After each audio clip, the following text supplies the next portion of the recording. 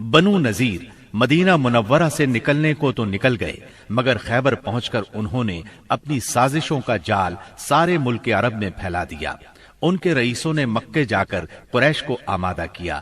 قبیلہ غطفان کو خیبر کی آدھی پیداوار کا لالچ دے کر اپنے ساتھ ملا لیا۔ بنی اسد ان کے حلیف تھے، وہ بھی اٹھ کھڑے ہوئے۔ غرض سب مل ملا کر 10,000 کا بھاری لشکر مدینہ منورہ کی طرف روانہ ہوا۔ جب نبی اکرم صلی اللہ علیہ وسلم کو ان کی چڑھائی کی خبر ملی تو آپ نے صحابہ کرام رضی اللہ عنہم سے مشورہ کیا۔ سیدنا سلمان فارسی رضی اللہ عنہ نے مشورہ دیا کہ شہر کے 3 اطراف میں دشوار گزار پہاڑ، مکانات اور کھجوروں کے گھنے باغات ہیں جو پناہ کا کام دیتے ہیں۔ صرف شمالی سمت کھلی ہے، اگر وہاں خندق کھود دی جائے تو شہر کا حملہ روکا جا سکتا ہے۔ آپ نے یہ رائے پسند کی، لہٰذا آپ نے اسی جانب ہرہ شرقیہ اور غربیہ کے درمیان کا سب سے تنگ مقام منتخب کیا، جو کم و بیش 1 میل ہے۔ وہاں خندق کھود کر دونوں ہروں کو ملا دیا۔ مغرب میں یہ خندق سلا پہاڑی کے شمال سے شروع ہوتی تھی اور مشرق میں مقام شیخین کے پاس ہرہ شرقیہ کے ایک بڑھے ہوئے سرے سے جا ملتی تھی۔ آپ نے ہر 10 آدمیوں کو 40 ہاتھ خندق کھودنے کا کام سونپا اور خود بھی خندق کھودنے اور مٹی ڈھونے میں شریک ہو گئے۔ لوگ رجز پڑھتے اور آپ جواب دیتے، نیز آپ رجز پڑھتے اور لوگ جواب دیتے تھے۔ لوگوں نے خندق کھودنے میں بڑی مشقتیں برداشت کی، بالخصوص سردی اور بھوک کی شدت۔ لوگوں نے رسول اللہ صلی اللہ علیہ وسلم سے بھوک کی شکایت کی اور اپنے پیٹوں پر ایک ایک پتھر بندھے ہوئے دکھلائے تو آپ نے انہیں اپنے پیٹ پر 2 پتھر دکھلا دیے۔ خندق کی کھدائی کے دوران بعض نشانیاں بھی دیکھنے میں آئیں۔ سیدنا جابر نے رسول اللہ صلی اللہ علیہ وسلم کی بھوک کی سختی دیکھی تو صبر نہ کر سکے، اپنی بکری کا ایک بچہ ذبح کیا اور ان کی بیوی نے 1 سا جو پیسے۔ پھر خفیہ طور پر رسول اللہ صلی اللہ علیہ وسلم کو چند صحابہ کرام سمیت دعوت دی، مگر رسول اللہ صلی اللہ علیہ وسلم سارے اہل خندق کے ساتھ، جن کی تعداد 1000 تھی، چل پڑے اور سب نے شکم سیر ہو کر کھایا۔ پھر بھی ہانڈی بھری ہوئی ابلتی رہی اور آٹے سے روٹی پکتی رہی۔ اس طرح سیدنا برا کے ساتھیوں کا ایک سخت چٹان سے سامنا ہوا۔ نبی صلی اللہ علیہ وسلم نے اتر کر بسم اللہ کہا اور کدال سے ایک ضرب لگائی تو ایک ٹکڑا کٹ گیا اور اس سے ایک روشنی نکلی۔ آپ نے فرمایا، اللہ اکبر، مجھے شام کی کنجیاں دی گئیں اور اس وقت میں اس کے سرخ محل دیکھ رہا ہوں۔ اس کے بعد آپ نے دوسری ضرب لگائی اور فتح فارس کی خوشخبری سنائی، پھر تیسری ضرب لگائی اور فتح یمن کی خوشخبری سنائی اور پوری چٹان کٹ گئی۔ ادھر قریش اور ان کے پیروکار 4000 کا لشکر لے کر آئے۔ ان کے ساتھ 300 گھوڑے اور 1000 اونٹ تھے۔ ان کا سالار ابو سفیان تھا اور جھنڈا عثمان بن طلحہ نے اٹھا رکھا تھا۔ جب یہ لشکر مدینہ کے قریب پہنچا تو خندق دیکھ کر دنگ رہ گیا، چنانچہ انہیں مدینہ منورہ کے باہر پڑاؤ کرنا پڑا۔ ادھر 3000 مسلمان پوری طرح ہوشیار تھے اور خندق کی نگرانی کر رہے تھے۔ دونوں اطراف سے تیر اندازی شروع ہوئی جو کئی دن تک جاری رہی۔ ایک روز مشرکین کے شاہ سواروں کی ایک جماعت نے ایک تنگ مقام سے خندق عبور کر لی۔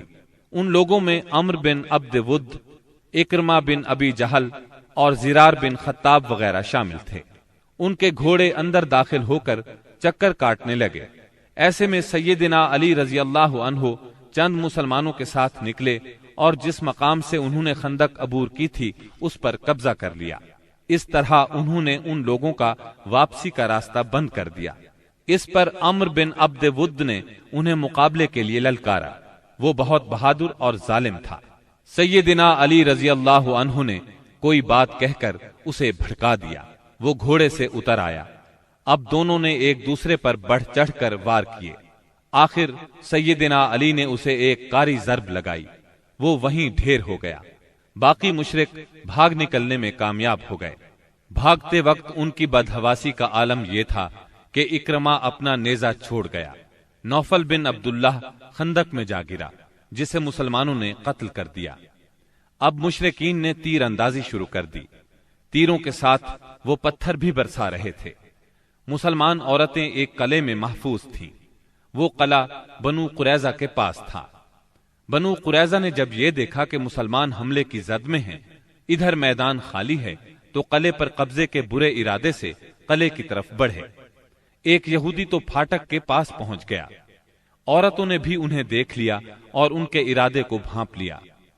سیدنا زبیر رضی اللہ عنہ کی والدہ اور نبی کریم صلی اللہ علیہ وسلم کی پھوپھی سیدہ صفیہ رضی اللہ عنہا آگے بڑھیں اور اس پر حملہ کر دیا۔ آن کی آن میں وہ ڈھیر ہو گیا۔ انہوں نے اس کا سر کاٹ کر میدان میں پھینک دیا۔ اپنے ساتھی کا سر دیکھ کر بنو قریظہ کے لوگ یہ سمجھے کہ قلعے میں مسلمانوں کی فوج موجود ہے، لہٰذا آگے بڑھنے سے رک گئے اور واپس لوٹ گئے۔ غزوہ خندق شوال 5 ہجری میں پیش آیا تھا۔ مشرکین نے قریباً 1 ماہ تک مسلمانوں کا محاصرہ جاری رکھا۔ اس کا مطلب ہے محاصرہ شوال میں شروع ہوا اور ذیقعد میں ختم ہوا۔ ابن سعد کا بیان ہے کہ جس روز رسول اللہ صلی اللہ علیہ وسلم واپس ہوئے وہ بدھ کا روز تھا اور ذیقعد کے ختم ہونے میں صرف 7 دن باقی تھے۔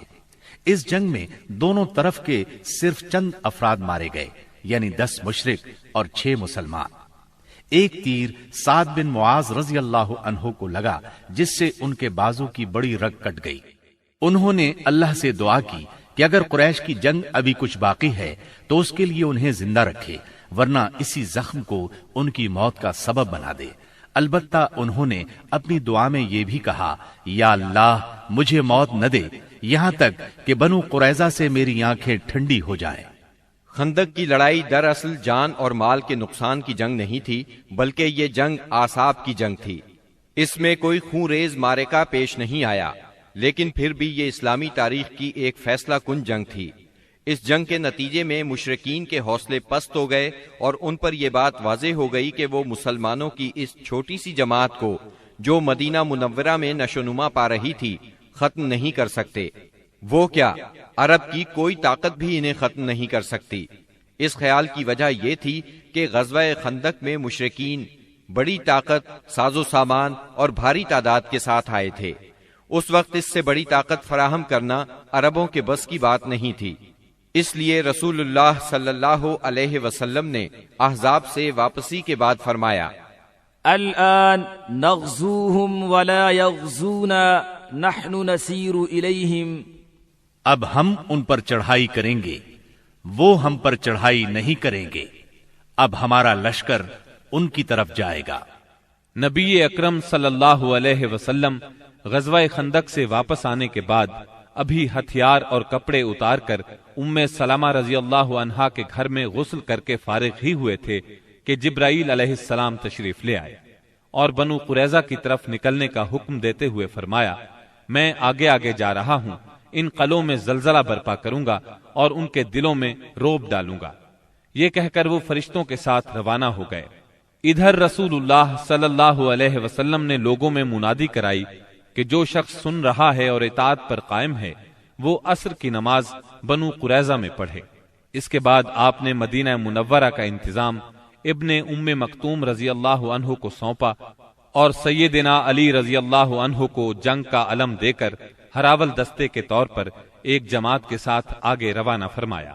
بنو قریظہ نے انہیں دیکھا تو نبی کریم صلی اللہ علیہ وسلم کو برا بھلا کہنے لگے، مذاق اڑانے لگے۔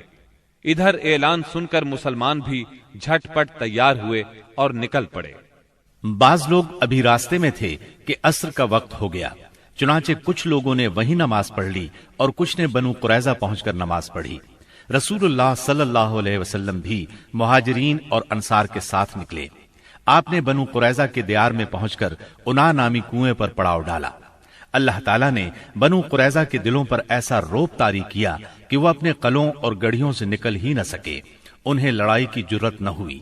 مسلمانوں نے بھی سختی سے محاصرہ جاری رکھا۔ جب یہود نے دیکھا کہ محاصرہ طول پکڑتا جا رہا ہے تو چاہا کہ اپنے بعض مسلمان حلیفوں سے مشورہ کریں۔ چنانچہ انہوں نے رسول اللہ صلی اللہ علیہ وسلم سے درخواست کی کہ وہ ابو لبابہ کو بھیج دیں تاکہ ان سے مشورہ کر لیا جائے۔ آپ نے ابو لبابہ کو بھیج دیا۔ انہیں دیکھ کر مرد حضرات ان کی طرف دوڑ پڑے، عورتیں اور بچے ان کے سامنے دھاڑے مار کر رونے لگے۔ इस कैफियत को देखकर अबू लुबाबा रजी अल्लाह अन्हु पर रिक्कत तारी हो गई।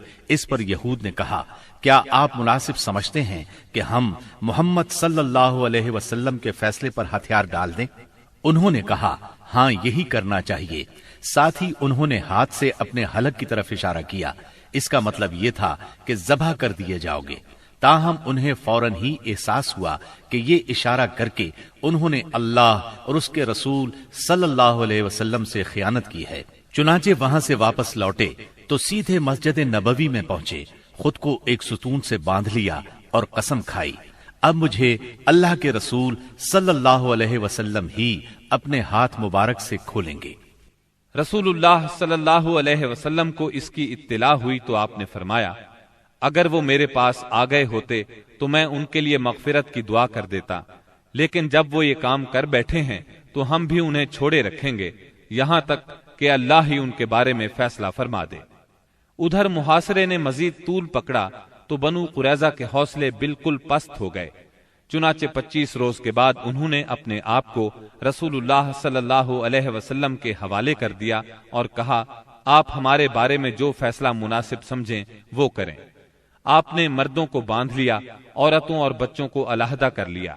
इस पर कबीला औस के लोगों ने अर्ज किया, ये हमारे हलीफ हैं, इन पर रहम फरमाएं, जिस तरह खजरज के हलीफों बनु कैनुका पर एहसान फरमाया था। आपने फरमाया, क्या आप लोग इस बात पर राजी हैं कि आपके बारे में आप ही का एक आदमी फैसला कर दे? उन्होंने कहा, क्यों नहीं, हमें ये बात मंजूर है। आपने सैयदना साद बिन मुआज रजी अल्लाह अन्हु को बुलवा भेजा। उन्हें गज़वाए खंदक में जख्म लगा था, इसकी वजह से वो मदीना मुनव्वरा में थे। उन्हें गधे पर सवार करके लाया गया। जब ये रसूलुल्लाह सल्लल्लाहु अलैहि वसल्लम के करीब पहुंचे तो आपने फरमाया, अपने सरदार की तरफ उठो। चुनाचे ये लोग उठकर उनके इस्तिकबाल के लिए गए। उन्हें दोनों तरफ से घेर लिया और कहने लगे, साद, अपने हलीफों के बारे में हुस्ने सुलूक कीजिएगा। सैयदना साद रजी अल्लाह अन्हु खामोश थे। उन्होंने उनकी बात का कोई जवाब न दिया। जब लोगों ने बहुत जोर दिया तो बोले, अब वक्त आ गया है, साद को अल्लाह ताला के बारे में किसी मलामत करने वाले की मलामत की परवाह नहीं। ये सुनकर बाज लोग वहीं से मदीना मुनव्वरा की तरफ पलट आए और कैदियों की मौत का ऐलान कर दिया। जब सैयदना साद रजी अल्लाह अन्हु उतरे और उन्हें बताया गया कि बनु कुरैजा उनकी सालिसी पर रजामंद हैं, तो उन्होंने फैसला सुनाया, मर्दों को कत्ल कर दिया जाए, औरतों और बच्चों को कैदी बना लिया जाए और अमवाल तकसीम कर दिए जाएं। रसूलुल्लाह सल्लल्लाहु अलैहि वसल्लम ने फरमाया, तुमने उनके बारे में वही फैसला किया है जो 7 आसमानों के ऊपर से अल्लाह ताला का फैसला है। ये फैसला यहूदी शरीयत के मुताबिक था, बल्कि उनकी शरीयत के फैसले के मुकाबले में ज्यादा रहम और नरमी पर मबनी था। सैयदना साद रजी अल्लाह अन्हु के इस फैसले के बाद बनु कुरैजा को मदीना मुनव्वरा लाया गया और बनु नज्जार की एक औरत के घर में कैद कर दिया गया। ये हारिस की बेटी थी। उसके बाद मदीना मुनव्वरा के बाजार में खंदकें खोदी गईं। फिर उन्हें एक एक गिरोह करके ले जाया गया और उन खंदकों में उनकी गर्दनें मारी गईं। उनकी तादाद 400 के करीब थी। ये भी कहा जाता है कि 6 और 700 के दरमियान थी। उन्हीं के साथ बनु नजीर का सरदार हुयई बिन अख्तब भी मारा गया। ये यहूद के उन 20 सरदारों में से था जिन्होंने कुरैश और गतफान को गज़वाए अहज़ाब के लिए तैयार किया था।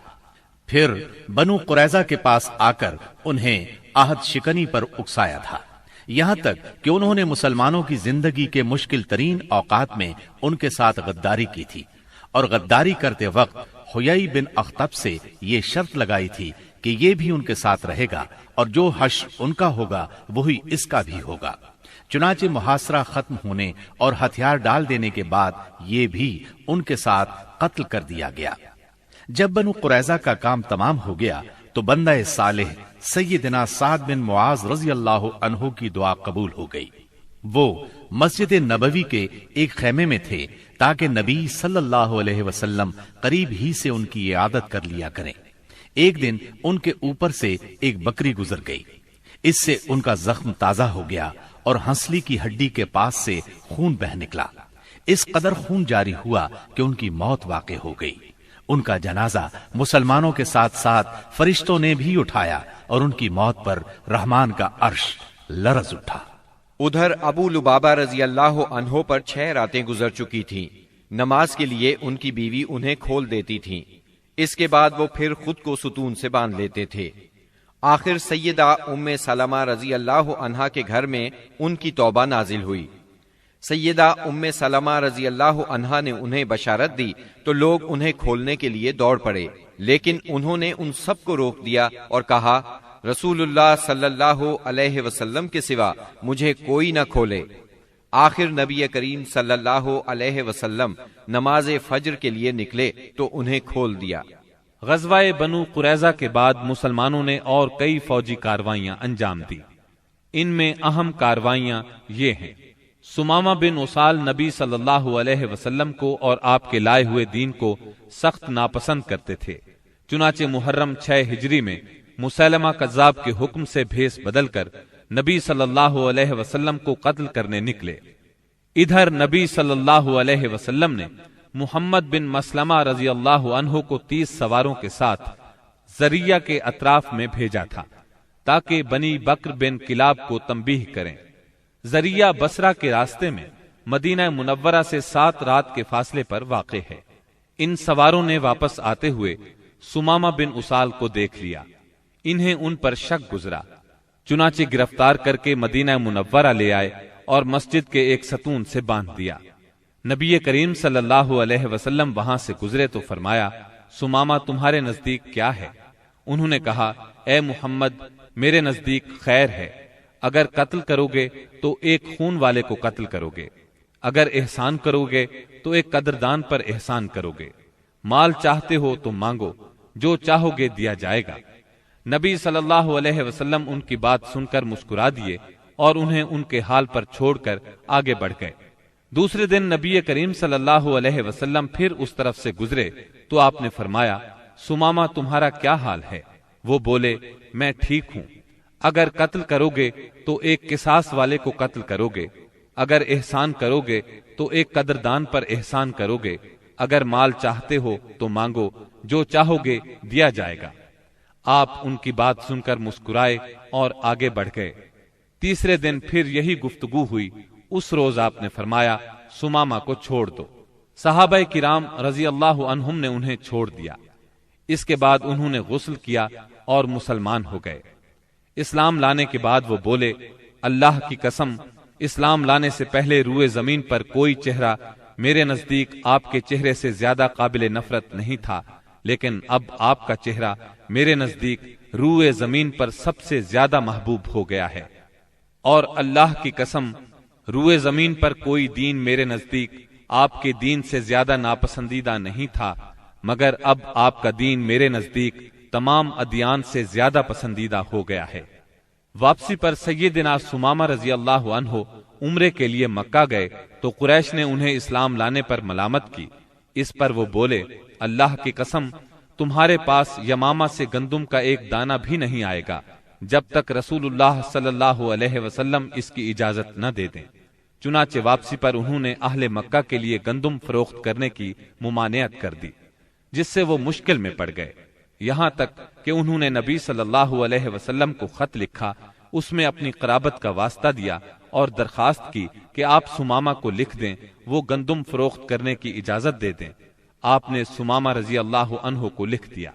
بنو لحیان وہی ہیں جنہوں نے رجی کے مقام پر دھوکے سے 8 صحابہ کرام رضی اللہ عنہم کو شہید کیا تھا اور 2 کو اہل مکہ کے ہاتھوں فروخت کر دیا تھا، جہاں وہ بے دردی سے شہید کر دیے گئے تھے۔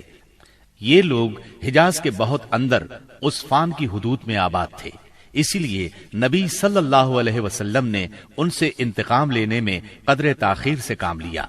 جب کفار کے مختلف گروہوں میں پھوٹ پڑ گئی اور آپ دشمنوں سے کسی قدر مطمئن ہو گئے تو آپ نے مدینہ منورہ کا انتظام ابن ام مکتوم رضی اللہ عنہ کو سونپ کر 200 صحابہ اور 20 گھوڑوں کے ساتھ ربیع الاول 6 ہجری میں بنو لحیان کا رخ کیا اور یلغار کرتے ہوئے بطن غران تک پہنچ گئے۔ یہ امج اور عصفان کے درمیان بطن غران نامی ایک وادی ہے اور اسی جگہ آپ کے صحابہ کرام رضی اللہ عنہم کو شہید کیا گیا تھا۔ آپ نے ان کے لیے دعائے رحمت کی، 2 روز تک یہیں قیام فرمایا۔ ادھر بنو لحیان کو آپ کی آمد کی خبر مل گئی، وہ پہاڑوں کی طرف بھاگ گئے، ان کا کوئی آدمی ہاتھ نہ آ سکا۔ پھر آپ نے عصفان کا قصد کیا اور وہاں سے 10 سواروں کا دستہ آگے بھیجا تاکہ قریش ان کی آمد کا حال سن کر مرعوب ہو جائیں۔ اس دستے نے قراء الغمیم تک کا چکر لگایا۔ اس کے بعد آپ کل 14 دن مدینہ منورہ سے باہر گزار کر واپس مدینے لوٹ آئے۔ جمادی الاولیٰ 6 ہجری میں رسول اللہ صلی اللہ علیہ وسلم نے سیدنا زید بن حارثہ رضی اللہ عنہ کو 170 سواروں کے ساتھ عیس کی جانب روانہ فرمایا۔ انہیں روانہ کرنے کا مقصد یہ تھا کہ وہ شام سے آنے والے ایک قریشی قافلے کو پکڑیں۔ اس قافلے کے سربراہ رسول اللہ صلی اللہ علیہ وسلم کی صاحبزادی سیدہ زینب رضی اللہ عنہا کے شوہر ابو العاص بن ربی تھے۔ اس مہم میں قریش کے ایک قافلے کا مال ہاتھ آیا، لیکن ابو العاص بھاگ نکلنے میں کامیاب ہو گئے اور سیدھے مدینہ منورہ جا پہنچے۔ انہوں نے سیدہ زینب رضی اللہ عنہا کی پناہ لے لی اور ان سے کہا، رسول اللہ صلی اللہ علیہ وسلم سے کہیں آپ قافلے کا سامان واپس کر دیں۔ سیدہ زینب رضی اللہ عنہا نے سفارش کی تو نبی کریم صلی اللہ علیہ وسلم نے چھوٹی بڑی ہر چیز واپس کر دی۔ ابو العاص سارا مال لے کر مکے پہنچے، امانتیں ان کے مالکوں کے حوالے کیں، پھر مسلمان ہو کر مدینہ منورہ آ گئے۔ نبی کریم صلی اللہ علیہ وسلم نے پہلے ہی نکاح کے تحت سیدہ زینب رضی اللہ عنہا کو انہیں واپس کر دیا۔ یہ واپسی 3 سال سے کچھ زیادہ عرصہ بعد ہوئی تھی۔ رسول اللہ صلی اللہ علیہ وسلم نے اس دوران میں مزید کئی سرایا بھیجے، جن کا دشمن کی سرکشی توڑنے، ان کے شر کی آگ بجھانے اور دور دراز علاقوں میں امن پھیلانے میں بڑا اثر تھا۔ پھر آپ کے پاس کچھ اس طرح کی خبریں آئیں کہ آپ غزوہ بنو المستلق کے لیے تشریف لے گئے۔ یہ غزوہ 5 ہجری یا 6 ہجری میں ہوا۔ بنو المستلق قبیلہ خزاعہ کی ایک شاخ تھی۔ قبیلہ خزاعہ کے لوگ عام طور پر رسول اللہ صلی اللہ علیہ وسلم کے خیر خواہ تھے، مگر یہ شاخ قریش کی طرفدار تھی۔ رسول اللہ صلی اللہ علیہ وسلم کو معلوم ہوا کہ یہ لوگ آپ سے لڑنے کے لیے جنگ کی تیاری کر رہے ہیں۔ آپ نے اس خبر کی تحقیق کے لیے بریدہ بن حسیب رضی اللہ عنہ کو بھیجا۔ ان سے معلوم ہوا کہ خبر درست ہے، لہٰذا آپ نے مدینہ منورہ کا انتظام سیدنا زید بن حارثہ رضی اللہ عنہ کو سونپا، اور یہ بھی کہا جاتا ہے کسی اور کو سونپا، اور بنو المستلق کی طرف یلغار کرتے ہوئے نکلے تاکہ بالکل اچانک ان پر ٹوٹ پڑے۔ آپ کے ساتھ 700 صحابہ کرام تھے، اور بنو المستلق اس وقت قدید کے اطراف میں ساحل کے قریب مریسی نامی ایک چشمے پر پڑاؤ ڈالے ہوئے تھے۔ آپ نے اس حال میں ان پر چھاپا مارا کہ وہ غافل تھے، بعض کو قتل کیا، عورتوں اور بچوں کو گرفتار کیا اور مال مویشی پر قبضہ کر لیا۔ اس وقت شعبان 5 ہجری کے آخری دن تھے، اور یہ بھی کہا جاتا ہے کہ 6 ہجری کے ابتدائی دن تھے۔ قیدیوں میں بنو المستلق کے رئیس حارث بن ابی زرار کی صاحبزادی جویریہ بھی تھیں۔ مدینہ منورہ آ کر ان کے اسلام لانے پر نبی صلی اللہ علیہ وسلم نے انہیں آزاد کر کے ان سے شادی کر لی۔ اس پر صحابہ کرام نے بنو المستلق کے 100 گھرانے آزاد کر دیے۔ یہ پہلے ہی مسلمان ہو چکے تھے۔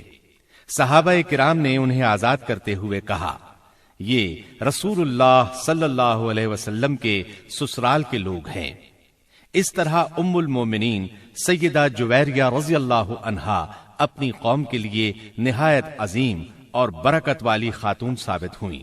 اس غزوے سے واپسی پر جب مسلمانوں کے پاس پینے کے لیے اور وضو کے لیے پانی نہ بچا تو تیمم کا حکم نازل ہوا۔ اسی سال پردے کا حکم نازل ہوا۔ مسلمان عورتوں اور مردوں کو نگاہ نیچی رکھنے کا حکم دیا گیا۔ پردے کے متعلق احکامات سورہ نور کی آیت 30 اور 31 میں تفصیل سے موجود ہیں۔ پردے کے اس حکم سے پاکیزہ خواتین بلکہ سبھی خواتین کی عزت و عصمت کو ہمیشہ کے لیے پناہ گاہ مل گئی، اور انسانی معاشرے میں عورتوں کی عزت اور وقار کو انتہائی قابل قدر تحفظ مل گیا۔ اس طرح عورتوں کے لیے احترام میں اس قدر اضافہ ہوا کہ جو کائنات کے کسی اور نظام نے عورتوں کو عطا نہیں کیا تھا۔ خواتین کو اگر اپنا مقام، مرتبہ، حیثیت اور اہمیت معلوم کرنا ہو تو انہیں تعلیم اسلام کے راستے میں یہ سب کچھ میسر ہوگا۔